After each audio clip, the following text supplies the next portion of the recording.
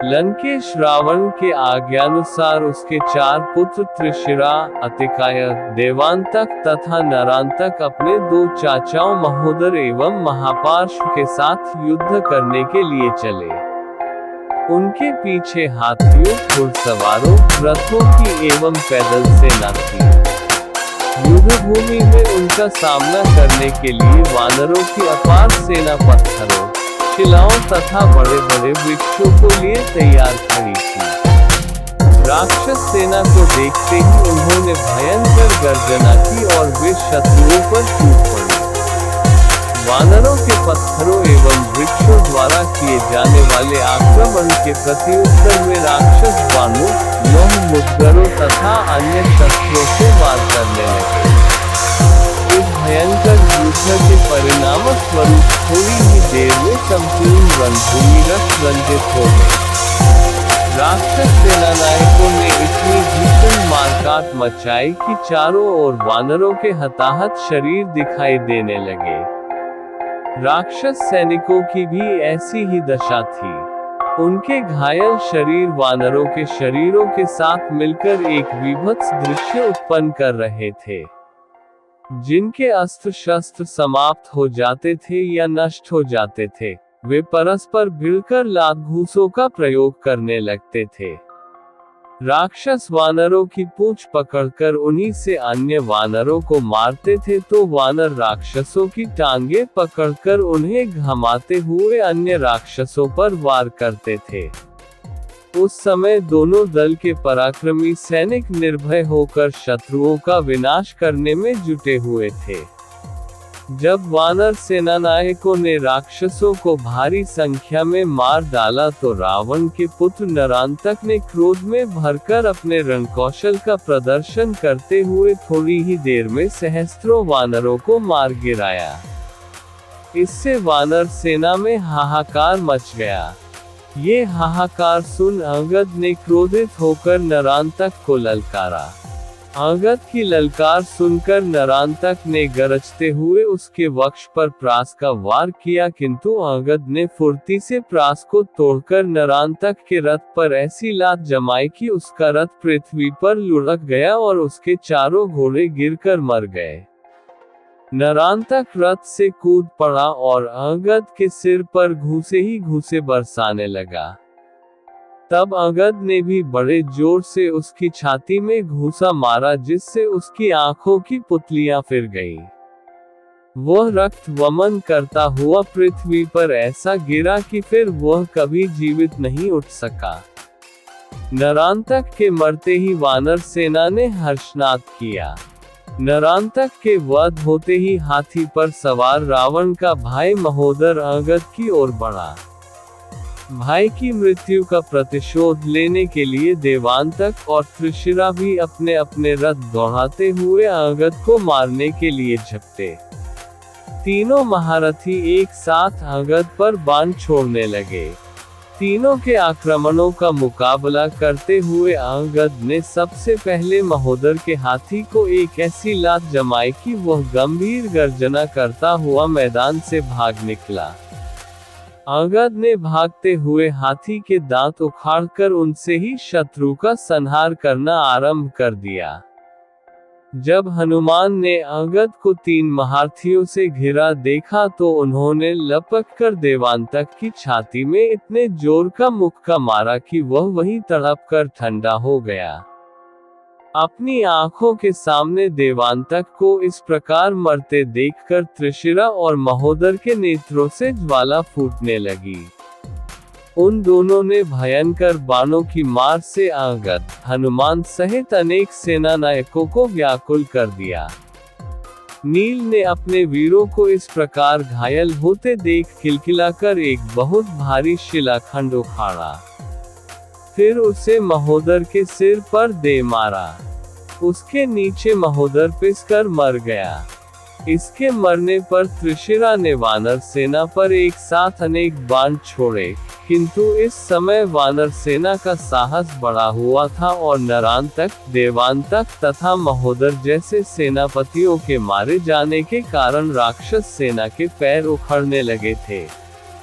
अवसर पाकर हनुमान ने कूदकर त्रिशिरा का सिर धड़ से अलग कर दिया। इस प्रकार 4 महारथियों के मारे जाने पर महापार्श्व ने क्रोध से उन्मत्त होकर लोहे की भारी गदा से वानरों पर वार करना आरंभ कर दिया। देखते ही देखते 20 वानर उसकी क्रोधाग्नि में जलकर स्वाहा हो गए। उस समय उसकी रक्तरंजित गदा प्रलयन कर अग्नि की भांति वानरों को अपना ग्रास बना रही थी। इस पर ऋषभ नामक तेजस्वी वानर योद्धा ने क्रुद्ध होकर महापार्श्व को बड़ी जोर से लात मारी। उस आघात को न सह सकने के कारण महापार्श्व पृथ्वी पर गिर पड़ा। उसके गिरते ही वानर सेना ने चारों ओर से उसे घेरकर उसका शरीर नखों और दांतों से फाड़ डाला, जिससे वह तड़प तड़प कर मर गया। इन 5 महारथियों की मृत्यु से सेनापति अतिकाय को बड़ा क्रोध और क्षोभ हुआ। वह अपना विशाल रथ लेकर वानर सेना में घुस आया।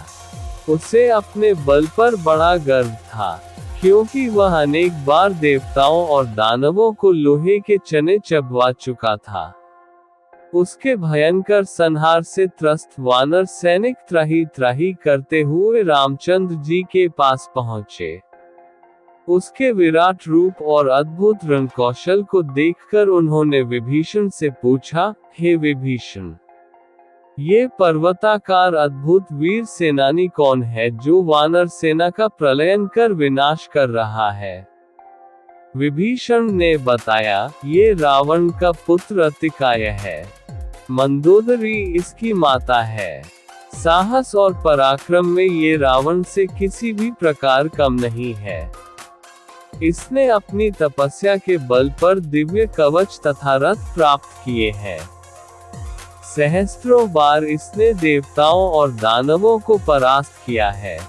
इसलिए आप इसे मारने का शीघ्र ही उपाय करें, अन्यथा ये हमारी संपूर्ण सेना का विनाश कर देगा।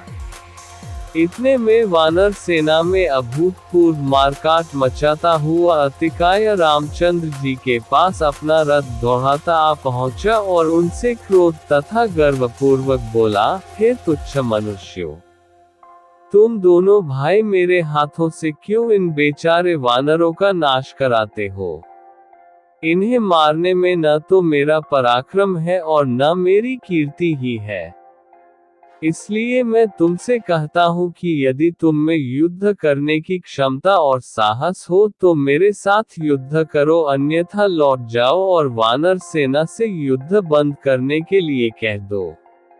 अतिकाय के दर्द भरे इन वचनों को सुनकर लक्ष्मण बोले, अरे राक्षस, तू बढ़ चढ़ जितनी बातें बना रहा है, उतना वीर तो तू दिखाई नहीं देता।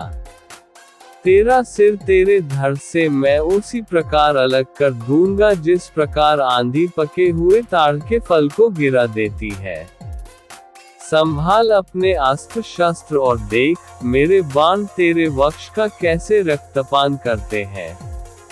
लक्ष्मण के ये कठोर वचन सुनकर अतिकाय ने क्रुद्ध हो एक जलता हुआ बाण उन पर छोड़ा। लक्ष्मण ने उस सर्पाकार बाण को अपने अर्धचंद्राकार बाण से काटकर दूसरा अग्निबाण उसके मस्तक को लक्ष्य करके छोड़ा, जो सीधा उसके मस्तक में घुस गया, जिससे रक्त का फव्वारा छूट निकला। एक बार तो वह थर्रा गया, किंतु शीघ्र ही संभलकर वह फिर आक्रमण करने लगा। दोनों ही वीर अपनी अपनी रक्षा करते हुए अद्भुत रणकौशल का परिचय देने लगे। अतिकाय बार बार सिंह गर्जना करके लक्ष्मण को आतंकित करना चाहता था, किंतु इस गर्जना का उन पर उल्टा ही प्रभाव पड़ रहा था। जितना ही वह अधिक जोर से गरजता, उतने ही अधिक कौशल और स्फूर्ति से लक्ष्मण बाणों की वर्षा करते। जब अतिकाय का हस्तलाघव क्षीण होता दिखाई नहीं दिया तो लक्ष्मण ने क्रुद्ध होकर उस पर ब्रह्मशक्ति छोड़ी। अतिकाय ने उसे प्रत्याक्रमण करके रोकने का निष्फल प्रयास किया। उस ब्रह्मशक्ति ने अतिकाय का सिर काटकर उड़ा दिया। उसके मरते ही राक्षस सेना निराश होकर मैदान छोड़ गई। ये वानर और राक्षसों के बीच हुए भयंकर युद्ध का वर्णन है, जिसमें राक्षस सेना के कई प्रमुख योद्धा वीरगति को प्राप्त होते हैं। इस युद्ध में राक्षस राजा रावण के 4 पुत्र त्रिशिरा, अतिकाय, देवांतक और नरांतक अपने चाचाओं महोदर और महापार्श्व के साथ युद्ध करने आते हैं। वानर सेना भी बड़ी संख्या में अपने प्रमुख सेनापतियों के साथ तैयार रहती है। दोनों सेनाएं एक दूसरे पर आक्रमण करती हैं, जिससे युद्धभूमि रक्तरंजित हो जाती है। नरांतक वानर सेना पर भयंकर आक्रमण करता है और हजारों वानरों को मार गिराता है, लेकिन अंगद द्वारा मारा जाता है। इसके बाद महोदर, त्रिशिरा और देवांतक मिलकर अंगद पर आक्रमण करते हैं। हनुमान और नील जैसे योद्धा भी वानर सेना की मदद करते हैं और अंततः महोदर, त्रिशिरा और देवांतक भी मारे जाते हैं। महापार्श्व वानरों पर भारी गदा से आक्रमण करता है, लेकिन वानर योद्धा ऋषभ द्वारा मारा जाता है। अंत में अतिकाय युद्ध में आता है और अपने बल व पराक्रम का प्रदर्शन करते हुए वानर सेना का विनाश करता है।